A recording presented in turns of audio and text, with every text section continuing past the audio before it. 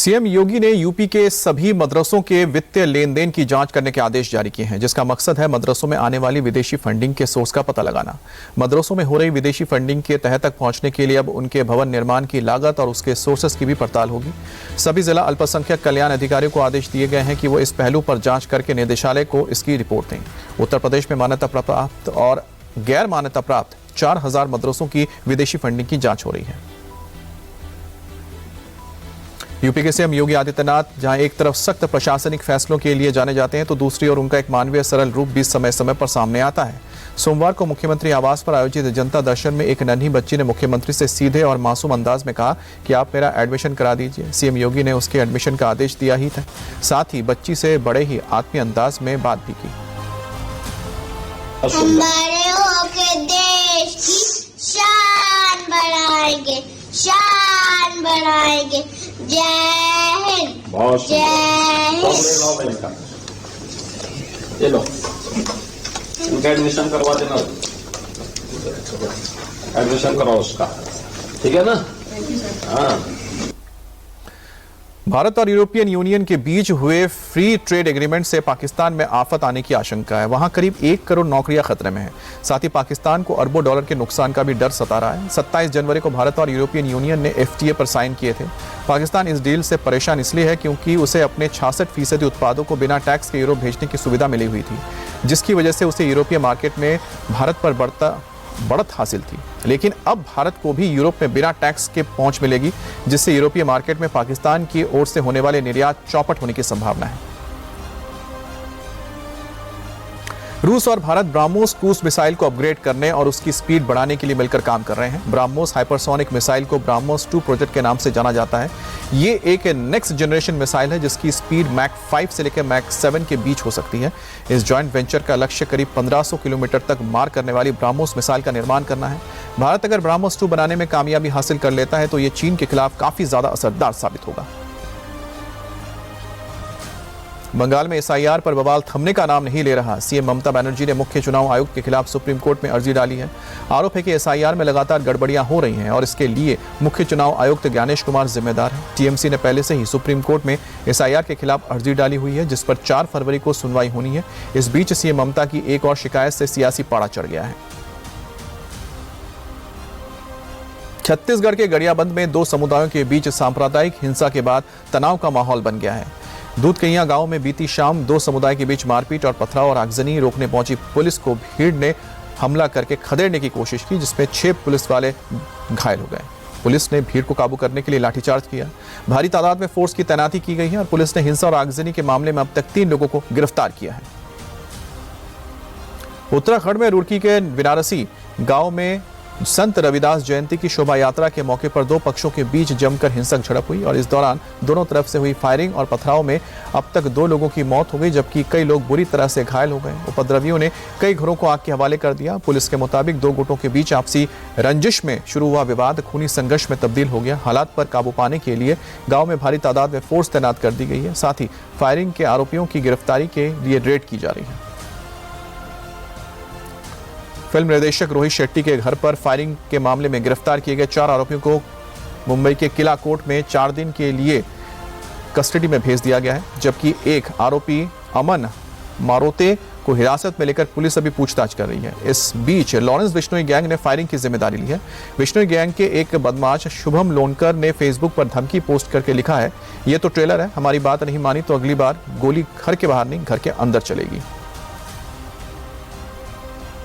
आंध्र प्रदेश के विजयवाड़ा में पूर्व मंत्री जोगी रमेश के घर में हिंसक भीड़ ने आग लगा दी। सत्ताधारी TDP के समर्थकों पर जोगी रमेश के घर पर हमला करने, तोड़फोड़ करने और कुछ हिस्सों में आग लगाने का आरोप लगा है, जिसके बाद से पूरे इलाके में दहशत है। इससे पहले शनिवार को YSRCP नेता अंबाती रामाबाबू पर जानलेवा हमला हुआ था।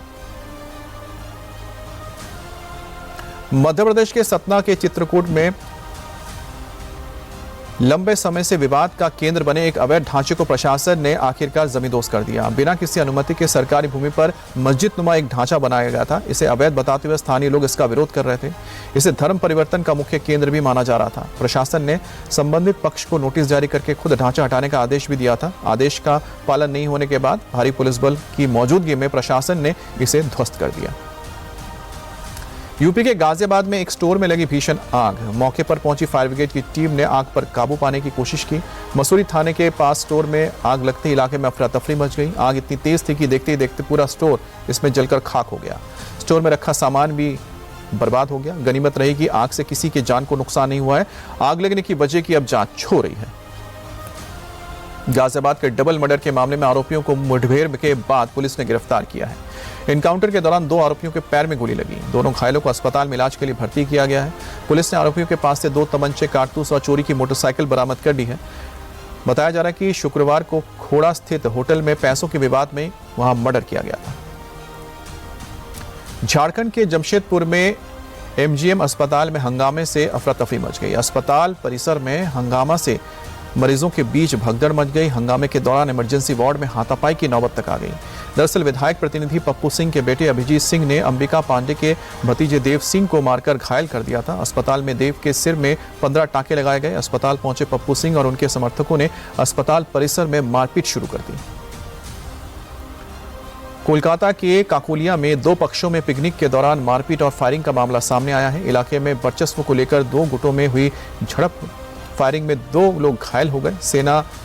सोना पप्पू नाम के लोकल बदमाश पर फायरिंग का आरोप लगा है और इस बीच पुलिस पर पत्थरबाजी के आरोप लगाए गए हैं। फिलहाल इलाके में भारी तादाद में पुलिस की तैनाती की गई है। ट्रेनों में शराब तस्करी करने वाले गिरोह के खिलाफ पटना की रेलवे पुलिस ने बड़ी कार्रवाई की। एक अंतर जिला शराब तस्करी गैंग का पर्दाफाश करते हुए कुल 14 आरोपियों को गिरफ्तार किया है, जिनमें 9 महिलाएं और 5 पुरुष भी शामिल हैं। आरोपियों के पास से पुलिस ने भारी तादाद में देसी और विदेशी शराब की 40,000 नगद, 6 स्मार्टफोन, 5 कीपैड मोबाइल बरामद किए गए हैं। आपको बता दें कि बिहार एक ड्राई स्टेट है, यानी कि यहाँ पर शराबबंदी है। बावजूद इसके राजधानी में शराब की तस्करी होती है। बिहार के नौगछिया में मृत मिले कौवों में बर्ड फ्लू की पुष्टि के बाद इलाके में हड़कंप मच गया है। रिपोर्ट आने के बाद प्रशासन की टीम अलर्ट हो गई है। जिला प्रशासन की टीम ने प्रभावित क्षेत्रों के 10 किलोमीटर एरिया में अलर्ट जारी किया है। इलाके में सैनिटेशन अभियान चलाया गया है। इलाके के सभी पोल्ट्री फार्म से भी सैंपल इकट्ठा किया गया है। 11 जनवरी को इलाके में पहली बार मॉर्निंग वॉक करने वाले लोगों ने मृत कौवों को देखा था। एयरफोर्स की वीरता और मानवीयता की एक दृश्य को एक बार फिर से सामने लाया गया है। रविवार को भारी बर्फबारी के बाद हिमाचल प्रदेश की सड़कें बंद थी। इस दौरान एक चीता हेलीकॉप्टर ने धरेवारी में 85 साल की लकवाग्रस्त महिला को इमरजेंसी में चिकित्सा सहायता के लिए एयरलिफ्ट किया और महिला को चंडीगढ़ पहुंचाया। वायुसेना के जवानों द्वारा करीब 9,000 फीट की ऊंचाई पर भारी बर्फबारी और कम विजिबिलिटी के बीच इस रेस्क्यू ऑपरेशन को चलाया। समय पर उपचार मिलने के बाद अब महिला ठीक है। T20 वर्ल्ड कप को लेकर पाकिस्तान का एक ड्रामा सामने आया है। भारत के खिलाफ T20 वर्ल्ड कप मैच का पाकिस्तान बॉयकॉट करेगा, लेकिन टूर्नामेंट के बाकी मैच में हिस्सा लेगा। ग्रुप स्टेज मुकाबले में भारत और पाकिस्तान की टीमें कोलंबो में 15 फरवरी को भिड़ने वाली थी, लेकिन पाकिस्तान सरकार ने साफ कर दिया है कि उनकी टीम भारत के खिलाफ मुकाबला नहीं खेलेगी। हालांकि अब तक यह साफ नहीं हो पाया कि अगर नॉकआउट में भारत सामने आया तो पाकिस्तान मैच खेलेगा या नहीं। पाकिस्तान के चुनिंदा मैच खेलने के फैसले पर आईसीसी ने पीसीबी से फिर से विचार करने के लिए कहा है। T20 वर्ल्ड कप में भारत के खिलाफ मैच का पाकिस्तान द्वारा बॉयकॉट किए जाने की धमकी के बाद भारत कैसे रिएक्ट करेगा, इसकी जानकारी सामने आ गई है। बीसीसीआई सूत्रों ने साफ किया है कि भारतीय टीम तय कार्यक्रम के अनुसार श्रीलंका दौरे पर जाएगी। टीम इंडिया 15 फरवरी को श्रीलंका में पहुंचेगी और आईसीसी के सभी प्रोटोकॉल को पूरा किया जाएगा। मैच को लेकर अंतिम फैसला मैदान पर मौजूद मैच रेफरी द्वारा लिया जाएगा। टीम इंडिया रेफरी के मैच रद्द करने के ऐलान का इंतजार करेगी। अंडर 19 विश्व कप में भारत ने पाकिस्तान को 58 रन से धूल चटाकर सेमीफाइनल में एंट्री कर ली है। भारत के सामने सेमीफाइनल में अब अफगानिस्तान की चुनौती होगी। वहीं पर दूसरे सेमीफाइनल में इंग्लैंड ऑस्ट्रेलिया आमने सामने होंगे। जिम्बाब्वे के बुलावे में खेले गए मुकाबले में भारत ने पहले बल्लेबाजी करते हुए 252 रन बनाए, जिसे चेस करने होते ही पाकिस्तान की टीम 194 पर ढेर हो गई। भारत की ओर से कैप्टन आयुष महात्रे और खिलन पटेल ने 3-3 विकेट झटके। वेदांत त्रिवेदी ने 68 रन की पारी खेली। आईसीसी मेंस T20 विश्व कप की ट्रॉफी अपने ग्लोबल ट्रॉफी टूर के तहत पहली बार अलीगढ़ में रिंकू सिंह के पुराने स्कूल में पहुंची है। स्कूल में पहली बार विश्व कप की ट्रॉफी देखकर छात्रों और शिक्षकों में जबरदस्त उत्साह देखने को मिला। इवेंट में रिंकू सिंह के माता पिता भी मौजूद रहे। लाइव वर्चुअल इंटरेक्शन के जरिए स्टूडेंट्स रिंकू सिंह से भी जुड़े।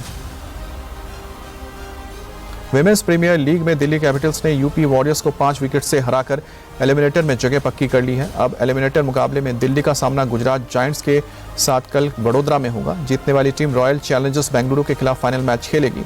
वहीं मुंबई इंडियंस टूर्नामेंट से बाहर हो चुकी है। दिल्ली और यूपी के बीच हुए मुकाबले में पहले बल्लेबाजी करने उतरी यूपी ने 122 रन बनाए थे, जिसे चेस करने उतरी दिल्ली कैपिटल्स ने 19वें ओवर में जीत हासिल की।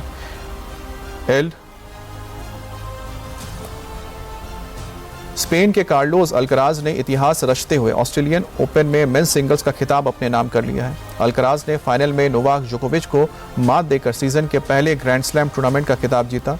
जोकोविच के करियर की ऑस्ट्रेलियन ओपन फाइनल में पहली हार है। इससे पहले वो 10 बार फाइनल में पहुंचे थे और हर बार चैंपियन बने थे। हरियाणा की देविका सिहाग ने अपना पहला थाईलैंड मास्टर्स का खिताब जीत लिया है।